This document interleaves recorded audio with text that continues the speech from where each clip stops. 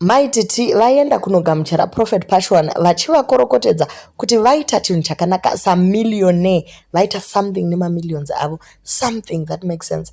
And vanhu vemuchitungwiza vafara chaizvo kugamuchira maambulances aya, in as much as akati haasiri atenga. This is now public secret. He has been following issue ya Olinda na Wekinawa achibva aona kuti pane need, ndobva aenda akanoita give back to the community. Ininda kutozvifumura prophet. Saka zvinhu zvinofadza, you know, our country, we need this. Ndizvo zvinhu zvokuti tinoyemura vanhu vari kurwara, zvinhu zviri pasi, economy iri pasi. Asuka ono vanhu vakaita kunge prophet vachiita chinhu chinodadisa mufunge izvi hazvichineine shofu, but this is coming out of a heart. Mubva pasi pemoyo, guys. Inini, I'm just happy because Zimbabwe needs people like this. You are a millionaire. Do something about your country.